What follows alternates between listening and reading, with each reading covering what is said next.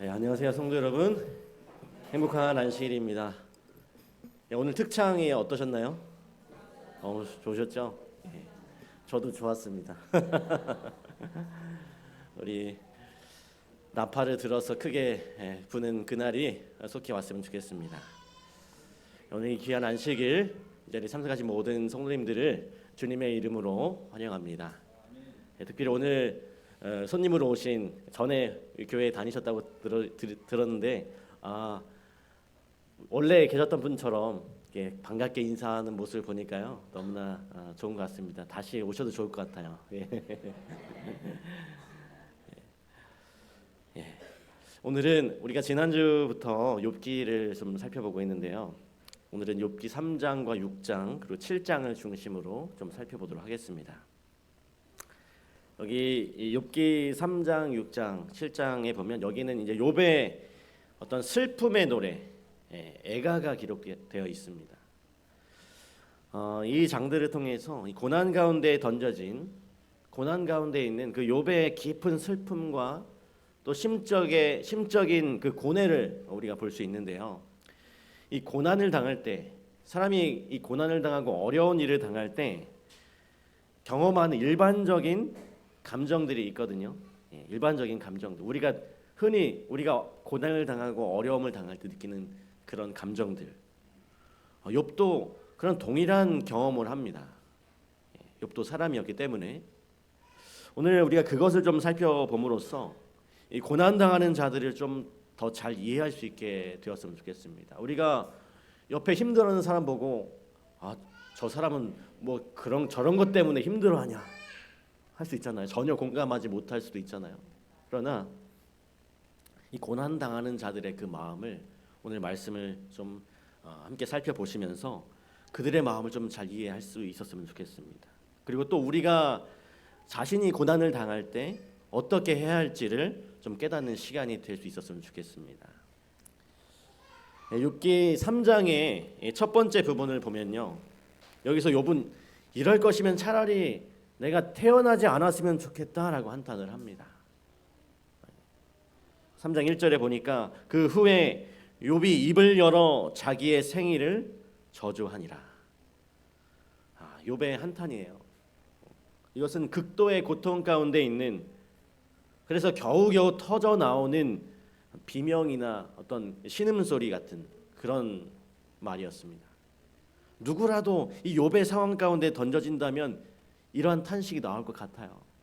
재산 다 없어지고 자녀들은 다 죽고 또 내 몸에는 아주 그 심한 종기가 나서 괴롭고, 욥은 그가 가진 모든 것들을 상실하는 경험을 했습니다. 정말 인생의 가장 밑바닥까지 떨어지게 됐어요. 욥기를 읽을 때, 우리가 욥기를 볼 때요, 우리는 이 욥보다 정말로 굉장히 유리한 상황에서 이 욥기를 읽을 수 있습니다. 이 전지적 작가 시점이라고 하죠. 마치 우리가 하나님이 된 것처럼 우리는 욥의 이야기가 언제 어떻게 끝나는지 알고 또 그 일이 일어난 배경을 알아요, 몰라요? 알죠. 다 알고 이 욥기서를 보는 것입니다. 근데 욥은 이 모든 일의 전후 사정과 결말을 전혀 몰랐습니다.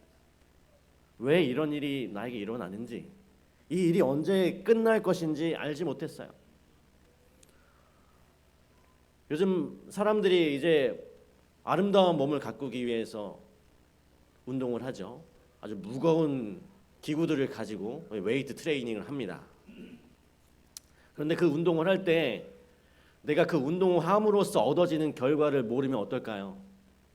이걸 내가 왜 해야 하는지, 이걸 언제까지 해야 하는지, 하면 뭐가 달라지는지 그걸 모르고 하면 이 운동이 아무 의미가 없는 것처럼 느껴지고 정말 힘들게만 느껴질 것입니다. 그러나 내가 이걸 왜 하고 언제까지 해야 하는지, 하면 뭐가 달라지는지 이런 것들을 알면 힘들어도 의미를 부여하게 되면서 그것을 아무리 힘들고 무거워도 끝까지 들어 올리는 거죠.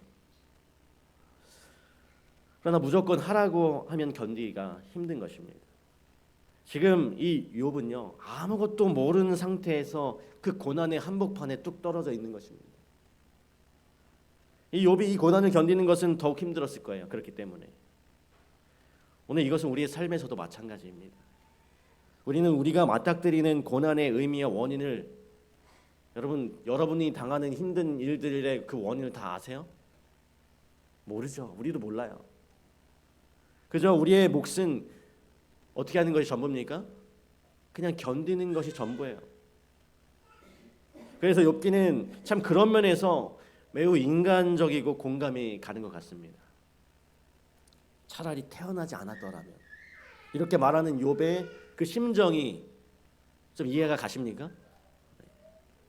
좀 이해가 되는 거예요.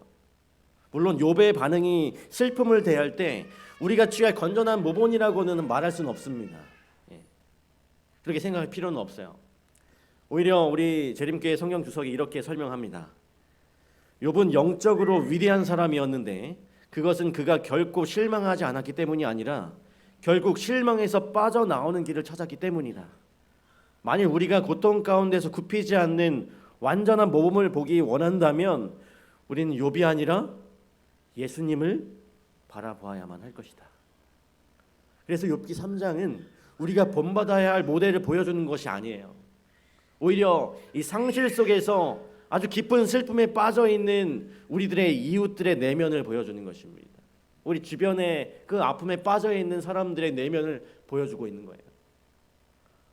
여기서 우리가 슬픔에 대해서 좀 이해를 새롭게 할 필요가 있습니다. 여러분 최근에 좀 슬펐던 적이 있으십니까? 슬픈 경험을 하신 적이 있으십니까? 저는 목요일 날 한 장례식장에 다녀왔어요. 우연히 갑자기 알게 돼서 이 천안 장례식장에 다녀왔습니다. 누가 돌아가셨냐면 여기 아파트에 그 아파트 그 주민 그 대표 회장 새로 선출된 회장님이 갑자기 돌아가셨어요. 갑자기 어떤 심혈관 질환으로 갑자기 심장마비로 돌아가셨다고 하는 얘기를 듣게 되었습니다. 53세밖에 되지 않으셨어요. 몸도 되게 날씬하고 건강한 체질처럼 보이는데 갑자기 돌아가셨다는 이야기를 듣고 그동안 또 관계를 저하고도 좀 쌓았고 해서 같이 여기 아파트에 있는 주민 어르신들이 몇 번 모시고 같이 다녀왔는데요. 참 안타까웠습니다. 이렇게 갑자기 돌아가시는 분들의 그 죽음을 보면 너무나 안타깝고 슬퍼요. 일반적으로 우리는 그리스도인으로서 이렇게 막 많이 슬퍼하면 안 되는 것으로 배웁니다. 심지어 부활의 소망이 있기 때문에 어떤 장례식장에 가서도 너무 슬퍼하면 안 되는 것으로 생각을 하죠. 그래서 슬픔과 눈물이 좀 부정적인 이미지를 가지고 있습니다. 그러나 우리는 이 슬픔을 좀 자연스러운 것으로 바라볼 필요가 있어요. 슬픔은 무언가 상실했을 때 나타나는 우리 마음의 자연스러운 반응입니다. 상실의 감정이죠. 제가 얼마 전에 한 재미있는 표현을 하나 읽었는데 우리 삶에는 4가지 표정이 있대요. 여러분 삶의 4가지 표정이 무엇일까요? 뭘까요? 희노애락입니다. 이러한 희노애락은 이 희노애락의 감정은 하나님이 우리에게 주신 것입니다. 그러므로 어떠한 상황 속에서 특정한 감정이 나타나는 것은 부자연스러운 것이 아니라 아주 자연스러운 일이에요.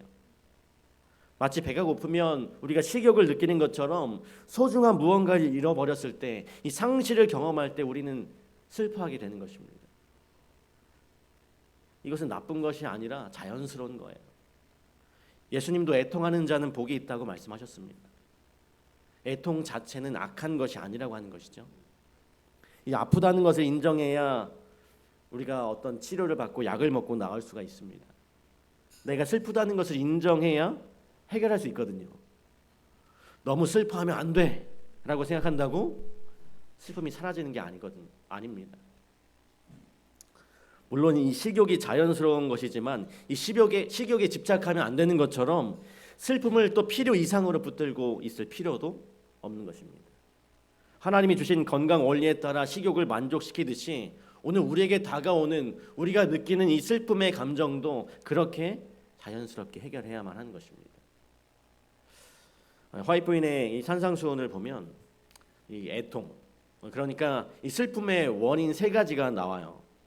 나의 죄에 대한 슬픔, 또 재난, 사별 등의 고통에 의한 슬픔, 또 이 세상의 고통을 보면서 느끼는 애통함. 이러한 슬픔은 자연스럽고 마땅히 필요한 것입니다. 왜냐하면 우리가 사는 이 세상이 이 죄로 인해서 망가져 있기 때문에 그렇습니다. 그러므로 우리만 슬픔을 피해갈 수가 없어요. 하나님을 믿는다고 슬픔을 피해갈 수가 없습니다. 그래서 우리가 오늘 배워야 하는 것은 슬픔을 피하는 방법이 아니라 슬픔을 대처하는 방법인 것입니다.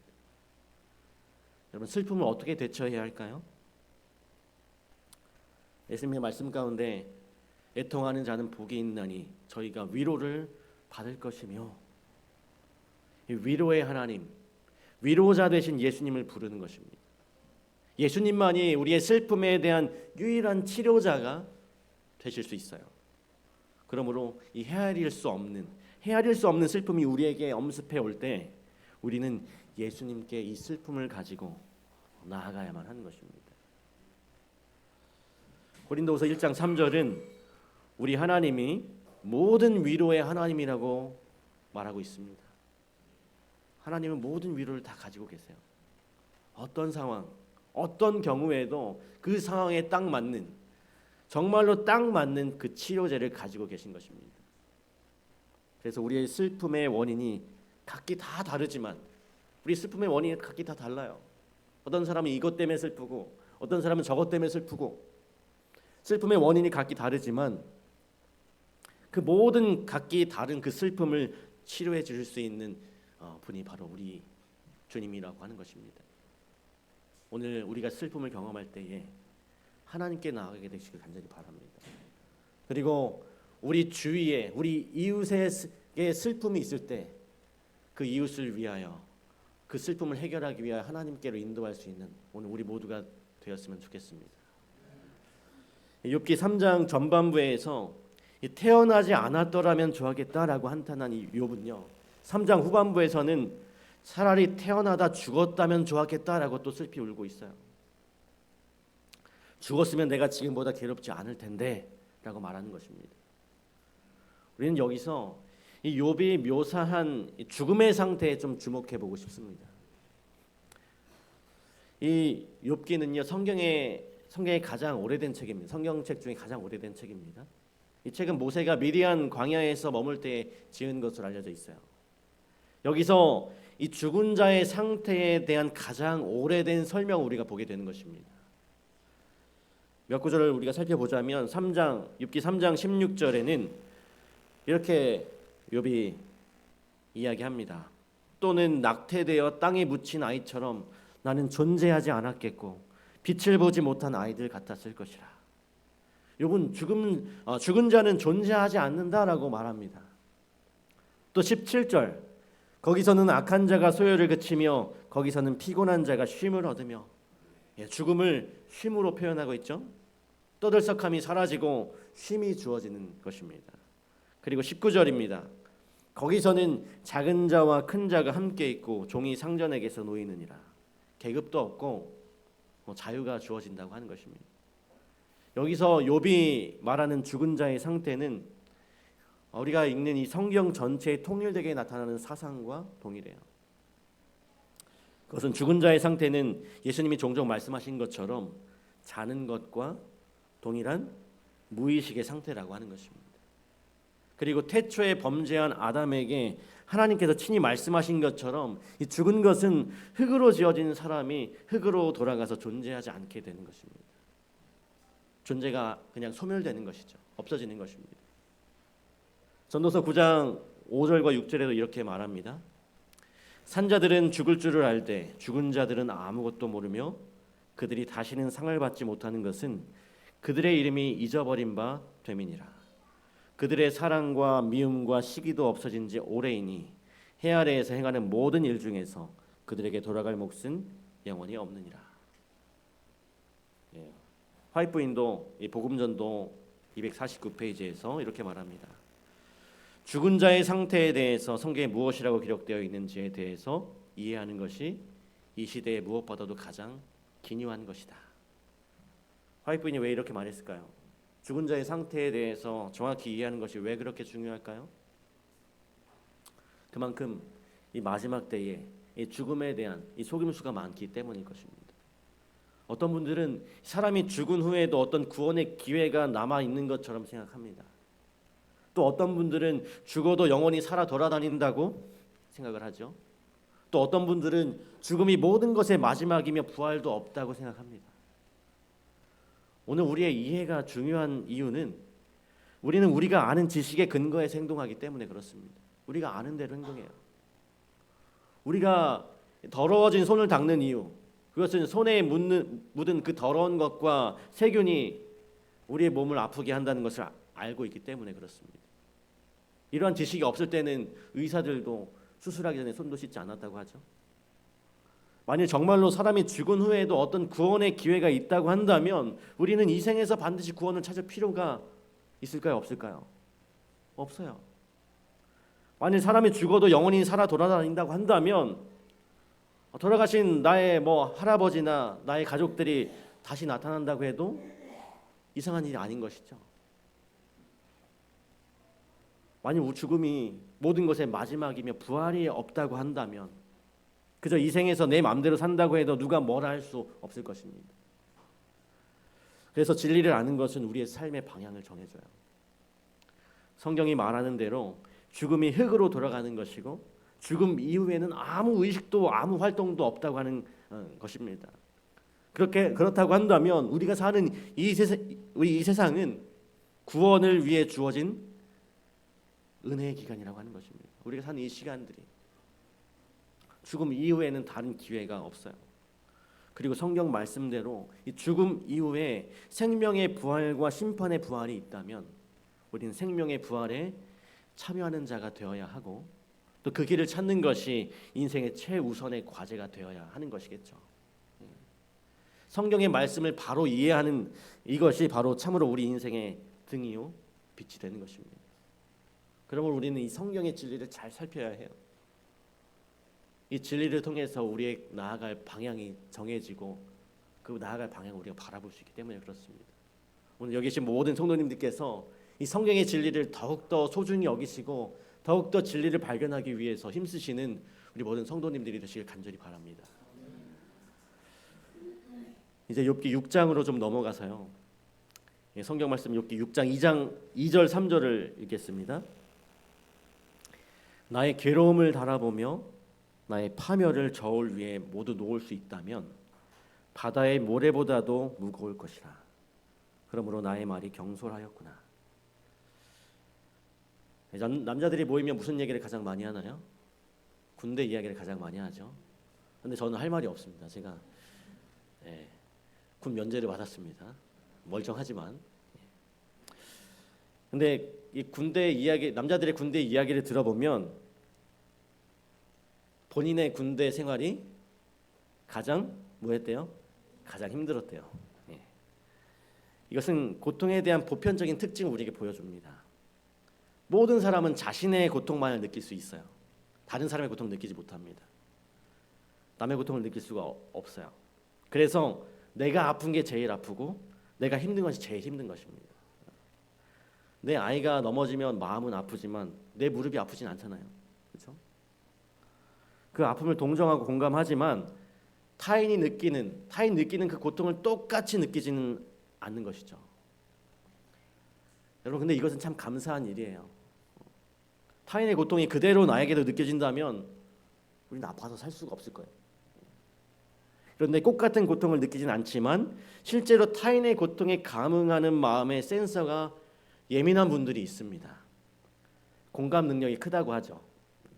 그런데 이분들이 어떤 상담을 하는 일이나 의료계통의 일을 할 때 참 힘들다고 해요. 공감을 너무 많이 하기 때문에. 너무 심하게 공감해서 자신도 힘든 것입니다. 여성분들은 군대는 가지 않지만 힘들고 고통스러운 가정의 인생에 한 가지가 있죠. 출산의 고통. 둘 중 하나인데 어떤 분들은 자기가 제일 힘들게 아이를 낳았다고 생각합니다. 아니면 반대로 어떤 분들은 하나도 안 아팠다고 정말 쉽게 아이를 낳았다고 이야기를 하는 분들도 있어요. 그러나 둘 다 진실은 아니겠죠. 아이를 낳는데 어떻게 하나도 안 아플 수가 있겠습니까? 자기가 제일 힘들었다는 건 뭐 서로의 고통을 측정해 보지 않았기 때문에 알 수가 없는 거죠. 그러나 그것을 뭐라 할 수는 없습니다. 왜냐하면 이 사람은 원래 주관적이에요. 자기 경험이 전부입니다. 그래서 내 고통이 가장 크게 느껴져요.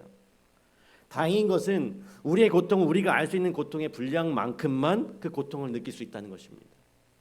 그런데 한 사람이 겪을 수 있는 고통 이상의 고통을 겪은 분이 계십니다. 단 한 분밖에 없어요. 바로 우리 예수 그리스도이시죠. 모든 인류의 고통을 다 짊어지셨기 때문입니다. 그러므로 예수님은 우리의 고통을 이해하세요. 우리는 그저 공감하고 동정할 뿐이지만 예수님은 나와 비슷한 고통이 아니라 나의 고통을 그대로 십자가에서 경험하셨습니다. 그래서 예수님은 우리를 긍휼히 여기시고 이해하시고 도우실 수 있으세요. 그러나 우리는 타인의 고통을 그대로 느낄 수가 없습니다. 여기서 우리가 기억해야 할 것은 우리는 타인의 고통을 다 헤아릴 수 없고 내가 느끼는 고통이 전부라고 하는 것입니다. 그러므로 고통당하는 사람들과 슬픔 가운데 있는 사람들에게 섣불리 조언하거나 다 안다는 식으로 말해서는 안 되는 것입니다. 배틀의 그 북은 그 움직일 때 빠르게 움직이면서 배틀을 이렇게 엮는 그런 게 배틀의 북이라고 합니다. 이 삶이 괴로우면 죽음이 반가워야 하는데 이것이 우리가 처한 딜레마죠. 어르신들이 종종 이렇게 말씀하십니다. 늙으면 죽어야 돼. 3대 거짓말 중에 하나죠. 낙도 없고 몸은 아프고 불편하다. 그러나 죽는 것은 참 싫은 일입니다. 그래서 우리는 죽음의 흔적까지도 금기시하죠. 그래서 이 죽는다는 말은 욕입니다. 욕이에요. 누군가 나를 화나게 하고 나를 불편하게 하면 너 뭐라고 해요? 너 죽는다 이렇게 얘기를 하죠. 사람은 죽음을 싫어합니다. 그래서 좋은 일보다 안 좋은 일이 많은 즐거운 일보다 지루한 일이 많은 기쁜 일보다 슬픈 일이 많은 그런 삶이지만 우리 모두는 다 살기를 원해요. 욥기를 통해서 지금까지 살펴본 인생은 이런 것입니다. 차라리 안 태어나는 것이 낫고 차라리 죽는 것이 낫고 고통이 바다 모래보다 무겁다. 이것이 인생이다. 정말 이렇게 보니까 삶이 좋은 게 아닌 것 같아요. 그런데 이렇게 고통뿐인 삶이 심지어 빠르게 지나갑니다. 오래 살자니 오래 살수록 고통을 더 많이 겪어야 하죠. 그렇다고 빨리 죽자니 너무 아쉬워요. 우리는 이런 인생의 딜레마에 빠져서 삽니다. 그러면 우리 모두는 구원을 받아야 해요. 구원이 없으면 아무런 의미가 없고 너무나 허망합니다. 이 생에만 우리의 소망을 두고 살기에는 이 생은 너무 짧고 너무 슬프고 너무 고달파요. 그리고 우리는 제대로 살아보지도 못했습니다. 성경에 가장 오래 산 사람 무드셀라 969년을 산 이 무드셀라조차도 아마 이렇게 말했을 거예요. 눈 깜짝할 새에 인생이 지나갔다. 제대로 살아보기 위해서 정말 살만나는 삶을 위해서 여기 계신 모든 우리 성도님들은 우리 주님께서 우리에게 허락하시는 그 영생을 취하게 되시길 간절히 바랍니다. 욥기 7장의 후반부 7장 17절과 19절 말씀입니다. 사람이 무엇이기에 주께서 그를 크게 만드사 그에게 마음을 두시고 아침마다 권징하시며 순간마다 단련하시나이까. 주께서 내게서 눈을 돌이키지 아니하시며 내가 침을 삼킬 동안도 나를 놓지 아니하시기를 어느 때까지 하시리이까. 이 말이 이런 뜻입니다. 왜 당신은 시험과 시련으로 저를 괴롭게 하십니까? 저 말고 다른 데를 좀 보세요. 저에게 침 삼킬 시간이라도 좀 주십시오. 욥은 자신이 당하는 모든 고난을 하나님이 주신 것으로 이해하고 있었습니다. 그래서 더 견디기가 힘들었을 거예요. 왜냐하면 하나님이 대체 나에게 왜 이러시는지 알 수가 없었거든요. 그래서 욥은 쉼 없는 하나님의 관심을 성가신 관섭이라고 말하고 있는 것 같습니다. 고난 중에 있을 때, 또 슬픔에 빠질 때에 우리는 논리적이고 이성적으로 판단할 수가 없어요. 자주 우리는 격정에 휩싸이고 또 자기 연민과 자기 비하에 빠지거나 아니면 누군가 비난할 상대를 찾게 됩니다. 욥도 마찬가지였습니다. 격정적으로 쏟아내는 이 욥의 말에는 하나님에 대한 오해와 무엄한 표현들이 많이 들어 있습니다. 그러나 하나님께서 이러한 욥의 말을 들으시고 참으시는 것은 얼마나 큰 은혜인지 모르겠어요. 하나님은 욥의 마음을 이해해 주셨습니다. 그의 말을 다 들어주셨어요.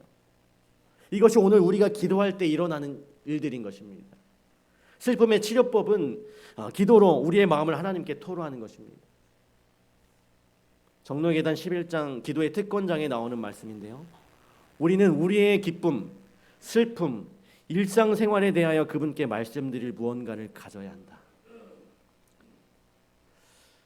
자주 우리는 친구에게도 그렇게 하면서도 하나님께는 우리의 감정을 드러내지 않을 때가 많이 있어요.